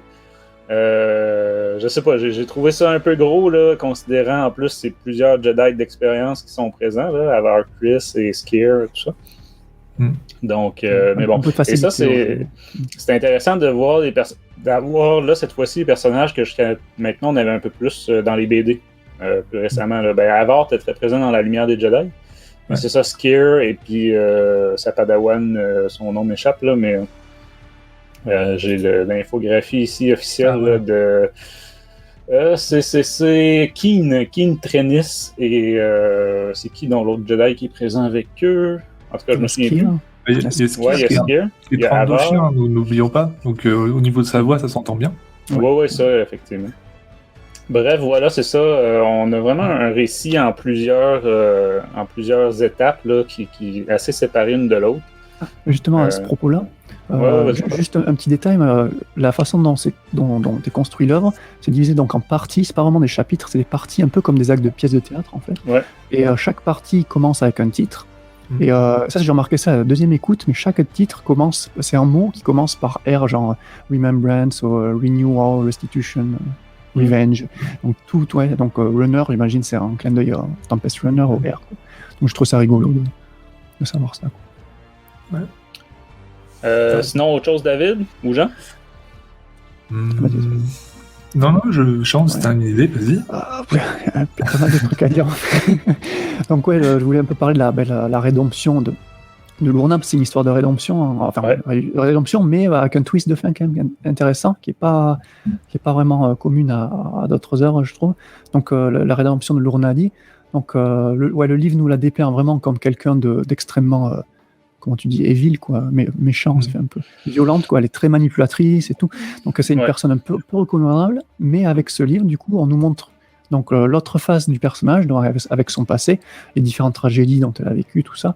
Et ça nous fait plus prendre son parti qui, auparavant, dans les autres œuvres, même si elle était super badass, super cool, on n'avait pas trop envie de prendre son parti, quoi. Là ça nous fait changer un peu notre point de vue sur elle. Et notamment grâce à son passage dans le Restitution, quoi. T'en apprends plus sur vraiment les valeurs de Lourna, quoi. C'est un peu ce que fait Disney là, avec ses live action. J'ai trouvé le parallèle assez intéressant, comme Maléfique ou Cruella, tout ça, où ils prennent des figures de vilains, mais super vilains, dans les premiers cartoons où on les connaissait, et puis ils en font plus des anti-héros slash. Enfin là, c'est pas vraiment un anti-héros, Lourna, elle reste quand même un vilain en partie. Comment tu dis, redeem, quoi. En partie. Racheter, quoi. En partie, mais elle aurait pu avoir sa rédemption dans ce livre-là. D'ailleurs, il y a des personnages comme Cestine ou Itik qui croient vraiment en elle, mais ça reste quelqu'un, contrairement à plein d'autres vilains qui peuvent avoir des bonnes intentions. Oui, le plus caricatural, c'est Thanos, par exemple, là, chez Marvel. Qui reste mu par vraiment un projet et des bonnes intentions malgré tout. Là. Bon, cette fois-ci, honnêtement, à part de l'égoïsme personnel, de l'ultra-individualisme, oui, causé par tout ce qu'elle a vécu, bon, blablabla. Là, vous voyez, bon, j'essaie de peser mes mots, parce que c'est sûr que à force de travailler avec des criminels, tu comment dire... tu finis par être un peu froid face au beau discours et c'est ça. Du coup, tout ça pour dire que Lourna reste quand même globalement toujours motivée par son propre... elle va se faire un ami dans cette histoire-là qu'elle va essayer de protéger, tout ça. Bon. Puis tu sais, ça reste la nihil intelligente du groupe, on va dire. Surtout chez les Tempest Runners, tu sais, Pan Etta est vraiment la grosse brute épaisse. Bon, j'ai oublié le nom du premier là, qui est déjà plus là, mais qui était un peu un entre-deux, et Lournadi est vraiment celle organisée, que son Tempest, justement, là, sa troupe est disciplinée, c'est bien organisé, etc., alors que chez d'autres, c'est le chaos total. Là, donc, on voit que c'est quelqu'un d'intelligent, mais comme tu disais, manipulateur, ce qui est souvent le cas chez les criminels en partant. Là, surtout du côté des femmes, c'est souvent ce qui les définit le mieux, là, l'aspect manipulatrice. Donc, mais tu parles de rédemption. Elle a été bien éduquée, donc elle a une certaine culture. Oui, c'est ça. Elle faisait partie d'une bonne famille. Ça va, mais au final, c'est ça. Puis on n'est pas dans des histoires de côté obscur, là, justement, la Ben Solo, là, qui est bon. Il n'y a rien de ça, là, mais c'est ça. L'aspect rédemption, je sais pas. Moi, c'est quand je vous parlais de déception-frustration là, en début d'émission, moi, c'est là. Je trouve qu'on termine l'œuvre comme on l'a commencé. Pour ce qui est du personnage, pour ce qui est on parlait de ses valeurs, de ses choix, tout ça. Bon, évidemment, là, il y a l'histoire de Pan qui évolue, il y a l'histoire avec son rapport avec March and Row aussi qui évolue un peu. Mais au final, le personnage, est-ce qu'il évolue? On croit qu'il va évoluer. Tout le long de l'œuvre, on croit vraiment que ça va se terminer autrement et on finit l'œuvre, on a la même lournadie qu'au début. Mais c'est ça, il y a une intensité justement à la fin qui se fait dire « Ah, c'est cool, le premier face-à-face avec Pan, elle a pas buté. » Et au final, tu vois qu'il y a une goutte, c'est juste la petite goutte, là, l'histoire de Wittig, qui l'a fait craquer et qui l'a fait rebasculer. On la perd définitivement là, mais il y avait une lueur d'espoir. Mais... Et même ça, je peux comprendre des gens qui ont confiance en personne, qui se méfient de tous, etc. Là, je comprends, elle a donné sa confiance à ce conseiller-là, là, si on peut traduire ça comme ça. Là, c'est un genre de gardien conseiller. Là. Mais je trouve que la raison que Cavan Scott a amenée pour qu'elle le prenne comme une trahison, je trouve que c'est ridicule. Je veux dire, en quoi c'est une trahison? Je veux dire, de son point de vue, puis c'est quelqu'un d'intelligent, etc. Donc, bon, OK, il y a les émotions sur le coup, tout le monde peut se fâcher, puis après ça, réaliser qu'il était dans l'erreur. Mais là, c'est pas ça. C'est vraiment pour elle, c'est une trahison, le fait que lui faisait ça pour finir sa carrière en beauté sur une bonne action. Mais oui, mais c'est ça sa vie, d'essayer de réhabiliter des gens. Et là, elle lui en veut pour ça. Moi, c'est ça. J'ai pas compris cette fin-là. C'est peut-être quelque chose qui m'a échappé. Mais après, tu vas rebondir sur ça, David. Ouais, non, sur la rédemption, moi non plus, je comprends pas. Sur Wittig, je comprends pas trop non plus. J'ai réécouté même la fin d'ailleurs parce que j'étais pas bien sûr d'avoir bien compris ce passage, que je trouvais ça bizarre. Mais je reviens sur quelque chose que j'ai dit en partie non spoiler et que tu as dit là du coup Francis, c'est que Lornadi, on la suit pendant son trajet, donc on la connaît avant, mais la Lornadi du début de l'histoire et à la fin de l'histoire, elle est quasiment la même et c'est pour ça qu'il n'y a pas trop de conséquences au final sur ce qui se passe. Sur Pan, oui, mais bon, Pan est mort. Okay. Et du coup, ceux qui n'auront pas lu l'audio-drama, enfin celui-là, on pourra leur résumer en quelques chapitres ce qui s'est passé. C'est-à-dire qu'on saura que Lorna s'est échappée, et pendant qu'elle s'est échappée, elle a tué Pan. Et voilà. Elle a changé de vaisseau.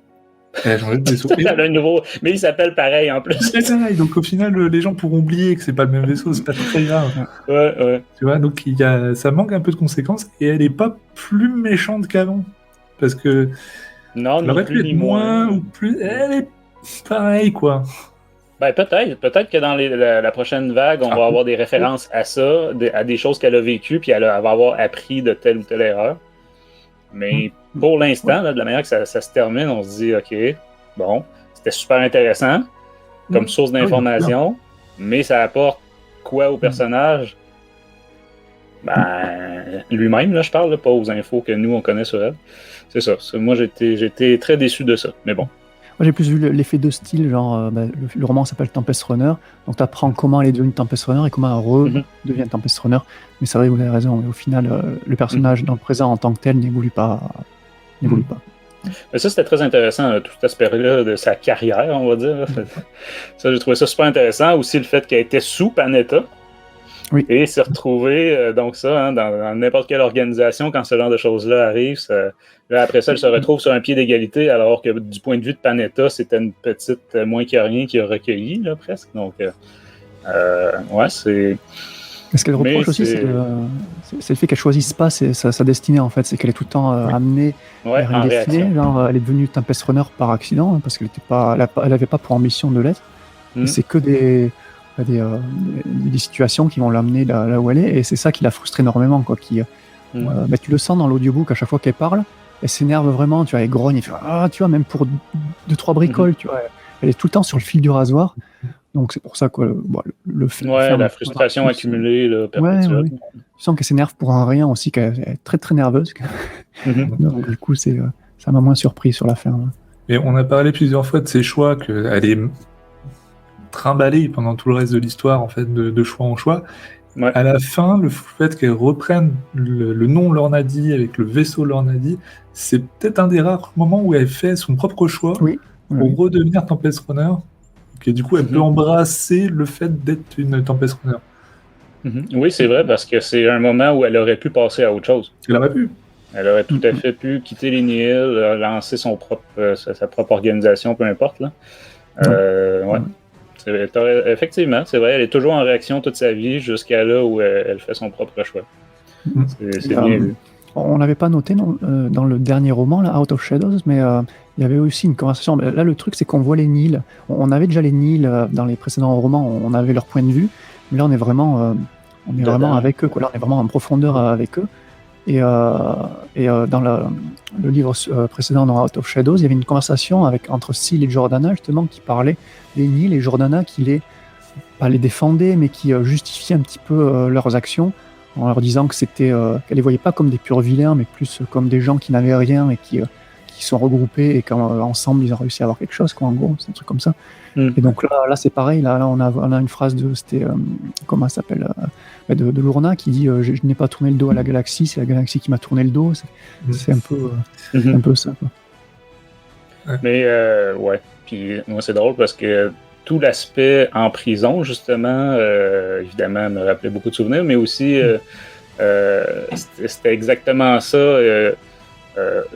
Comment dire, le fait que les Nihil, c'est des gros vilains, mais on leur trouve des excuses, on leur trouve des justifications.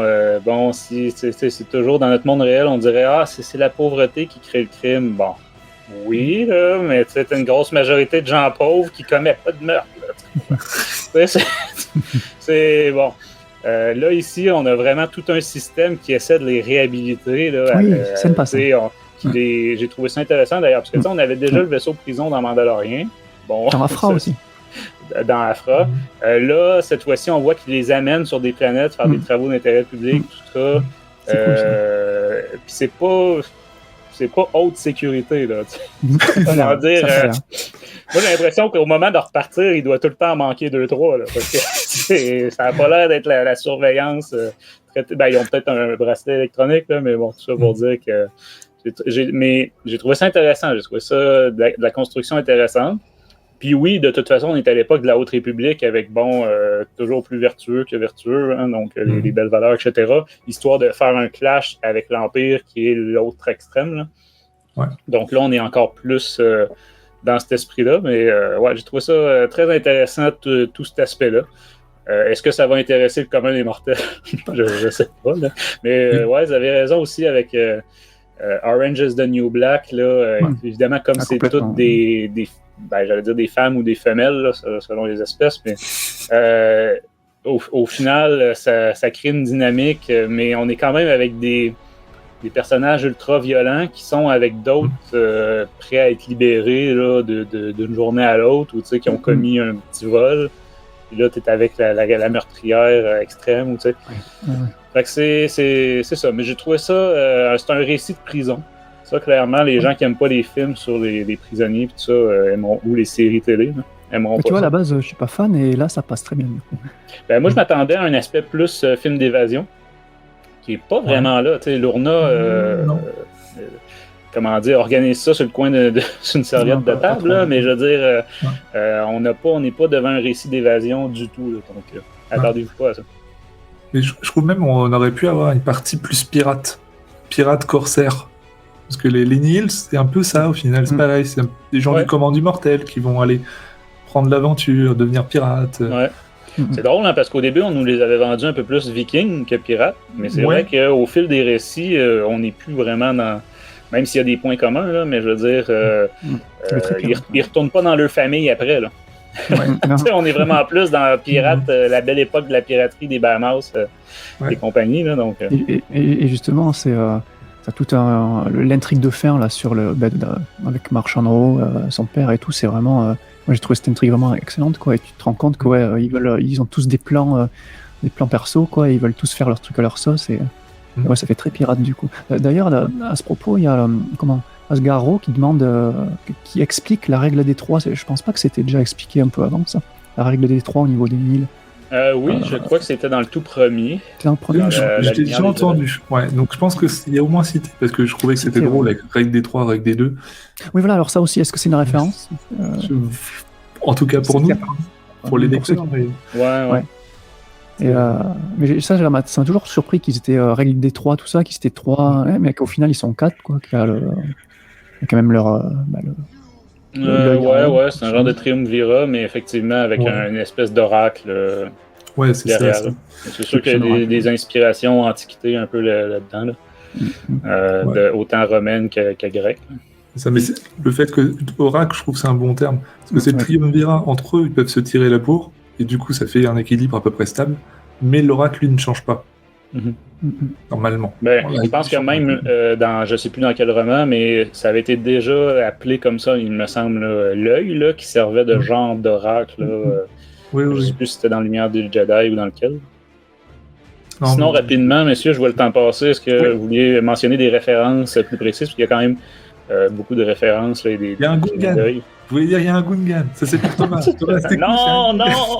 Il y en a partout, Francis. Ouais. Ils ont colonisé la galaxie. En fait, c'est pas pourquoi. Non, oui. Dans une prochaine œuvre, on va apprendre qu'il y a déjà eu un empire Gungan. Parce qu'on voit maintenant, il reste juste un petit village sur Naboo, mais à une autre époque, tu sais, c'était. En référence, sur le Discord, il y avait Exarchon justement qui mentionnait le fait que Lourna se fait tailler les dents à un moment, en pointe. C'est vrai. Et quand elle rejoint les Nahil, et il mentionnait le fait qu'en fait c'était une tradition Twi'lek qui était réservée aux hommes.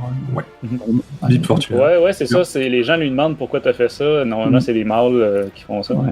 Et du coup, je crois qu'elle tue quelqu'un elle tue justement le Tempest Runner qui voulait tuer Ro en le mordant, en gros. Quoi. Ouais. Donc c'est assez trash. Pour aller avoir l'air méchante. Ah oui. Ça va faire très méchante, quoi. Je sais pas si tu as d'autres références. J'en avais 2-3 là. Il y en a une qui me revient que d'autres j'avais lu. Le fait d'arracher la colonne vertébrale. Certains pensaient au Predator, notamment. Oui, évidemment. On a tous eu en fait, on voit pas ça. Là. On précisait aux auditeurs, c'est ça. C'est quelqu'un dit qu'il a entendu dire que que les c'est pas les Nils, il dit que c'est les Trandoshan, c'est ça. Ouais, les Trandoshan. Qui font ça dans leur culture. Fait qu'évidemment, on voit tous le Predator qui arrache. Et ça me fait penser aussi aux Wookiees qui auraient arraché des bras. Apparemment, c'est un truc très Wookiee d'arracher des bras. Les Trandoshan, c'est cool. Comme c'est des voisins qui s'aiment beaucoup, comme on sait, c'est ça, chacun leur spécialité. D'ailleurs, le combat Skir-Lourna, là, c'était vraiment sympa à écouter, quoi. Moi, c'est un personnage que j'adore, Skir. Vraiment, je trouve que c'est un apport énorme. Là. Je ne veux pas spoiler les comics ici. Là. Je sais que beaucoup de gens prennent les livres, n'ont pas encore pris les comics, surtout qu'en français, il y a un certain délai, mais vraiment, Skir apporte une originalité qu'on n'avait pas, que ce soit la prélogie ou peu importe. Il a un arc, donc là on va pas mentionner, mais tout le long des comics, il a un arc super intéressant. Et là, il y a une petite mention d'un arc quand Andric le voit se battre, justement, il voit la bête en lui alors qu'il est censé être un Jedi, donc on voit que c'est dans la continuité un peu de son arc dans les comics, quoi. Ça me donne envie d'aller voir les comics parce qu'effectivement, ce côté que cette race qu'on a toujours présentée comme une race violente, méchante, quelque part, puisse être du côté de la paix, des Jedi, c'est vraiment très sympa. Donc. Ouais, puis ce qui lui arrive aussi est original. Le personnage est original, mais les événements qui lui arrivent depuis la lumière des Jedi, puisqu'il était dans le premier roman, et tout ce qui lui arrive dans les comics, c'est ça, je trouve que ça apporte du nouveau. Donc, non, c'est ça, c'est super intéressant. Du coup, je sais pas si... Oui. Il y a une mention super intéressante aussi dans l'esclavage chez les Twi'lek. Ça, c'était... on apprend qu'en fait, durant cette ère-là de la Haute République, le marché d'esclaves Twi'lek, il n'est pas aussi développé que dans la trilogie originale, en fait. Bala mentionne Donc Malal, c'est le copain de Lournal mentionne que c'est le début du marché noir d'esclaves sur Railot. En fait. Mhm. Ça n'a pas encore été un trafic très développé, quoi. Mhm. Voilà. Et qu'il compare du coup le trafic d'épices au trafic d'esclaves en disant voilà, le trafic d'épices, on pourrait le faire, ça c'est moins grave que de faire du trafic d'esclaves comme sur Railot, quoi.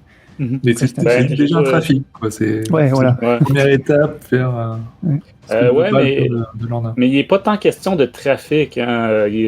À la base, le projet de Lourna, c'est juste d'exploiter les pistes. Puis les pistes, c'est pas nécessairement...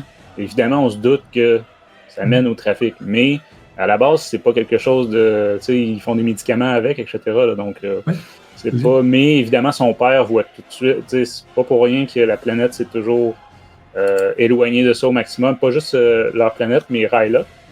Aussi, c'est toujours éloigné de ça. Je me trompe pas, à cause de... Justement, ça a créé toutes sortes de conflits par le passé. Fait qu'il y a un petit lore sur Railot. Et aussi, je sais plus si on l'a mentionné, mais ce n'est pas sur Railot. C'est sur une colonie. De Railot. Fait que c'est intéressant de voir qu'il y a quand même des différences et on entend parler de Railot par des Twi'lek, mais tu sais, d'une colonie. Donc, fait que c'est ça, j'ai trouvé ça. Avec un certain mépris, je trouve, pour Railot. Oui, mais c'est ça, moi j'ai trouvé ça crédible. Parce que ils payent leurs taxes à Railot, en fait. Autant en métropole, comme on dit, au temps de la colonisation, on méprise les bouseux, les pionniers, les colons qui sur les colonies, et à l'inverse, du point de vue des colonies, il y a un certain mépris du snobisme, etc. Puis, on le retrouve encore aujourd'hui entre les différents peuples américains et les différents peuples européens. Mais j'ai bien aimé tout cet aspect-là. Et d'ailleurs, il n'y avait pas l'air d'avoir... Corrigez-moi si je me trompe, mais il me semble qu'aucun n'avait d'accent français sur cette fameuse colonie-là, alors que sur Railot, habituellement, ils ont un accent français. Ils ont un accent, mais... En anglais, je parle. C'est vrai qu'ils ont un accent un peu français. On ne le sent pas dans la version VF, mais en VO, oui, il y a un petit truc. Non, c'est ça, c'est l'accent distinctif des Twi'lek, d'habitude, en tout cas de Railot. J'aurais dit plus sud-américain, je sais pas, ça m'a fait penser à pour être plus crédible, il aurait dû prendre des Québécois. Pour faire une colonie de Railot, ça la version aurait pris des Québécois. La version française, ils vont faire peut-être quelque chose pour les voix des Twi'lek. C'est pas très marqué dans les versions françaises avec les Twi'lek, on sent pas tant le côté français de la chose. Non, en traduction, non. Et c'est pas traduit par autre chose, ça aurait pu être traduit par l'italien ou de l'espagnol, des fois ils font ça. C'est ça, nous qui l'écoutons en français, la plupart des gens ignorent que c'est ça en anglais, il y a un accent clairement français de France, là. Dans The Clone Wars, là, je pense. Mais je pense qu'ils ont maintenu ça dans Rebels aussi, par après. Donc, oui, un peu. On va en voir dans le livre de Boba Fett, on pourra constater s'ils ont encore un accent français sur Tatooine. Sinon, messieurs, d'autres détails rapidement? Ça fait le tour? Je pense que ça fait surtout le tour. Après, c'est plus des caméos. Donc voilà, une origin story pour Lournadi. Dans un sens, c'est peut-être le format qui convenait le mieux pour ça. Vu que, comme on disait, beaucoup de gens ne le prendront pas, même si je trouve ça dommage, parce que c'est ça. Mais il faut bien qu'il y ait des histoires, là. Ils veulent faire des audiodramas, il faut qu'ils trouvent des histoires à mettre. Mais c'est ça, puis j'en reviens à ce que je disais tantôt. Je peux pas dire que j'ai été aussi emballé que Dooku Jedi Lost, et certainement pas aussi agréablement surpris et amusé que celui de Dr. Aphra, là, je m'attendais en plus à une copie conforme de la BD. Finalement, j'ai ri tout le long, là, j'avais vraiment été très agréablement surpris. Donc voilà, mais c'est pas une mauvaise œuvre, là, clairement un bon divertissement. C'est un bonus pour ceux qui justement se tiennent à jour sur la Haute République. Ouais, c'est un bonus. Mais tu as raison, David, ça sera pas très dur à résumer. Soit par après en comics ou probablement dans le prochain roman ou quelque chose comme ça, là. Ils vont dire suite à l'évasion ou suite à la... un autre personnage qui va parler, ils vont trouver une solution. C'est ça. Quand même hâte de voir ce qu'elle va devenir, quoi. Ce que vont devenir les Nils, là. Du coup, on finit cette vague 2 avec cette œuvre-là, mais du coup, je sais pas ce que vous en pensez, mais qu'est-ce qui vont se passer? Enfin, les Nils sont un peu finis là entre. Ouais, moi en fait, c'est que le titre du prochain roman adulte, je trouve, je sais pas s'il est vraiment très spoilers là, mais juste le titre et la couverture me fait dire que les Nils sont loin d'être finis. Mais bon, on verra. Ouais. Parce que là, oui, il y a quasiment tous les Tempest Runners qui sont morts, à part Lorna du coup. Et il n'y a plus leur station spatiale, ils ont perdu leur. Il y a un remplaçant là, du côté de l'autre Tempest Runner, mais ouais, effectivement. Puis March and Row, quand même de plus en plus en dehors de Lournadi, mais qui accepte, on va dire, que Row soit le dirigeant officiel, là, on pourrait dire ça comme ça, là, parce que au début du projet, March and Row était très loin d'être le patron.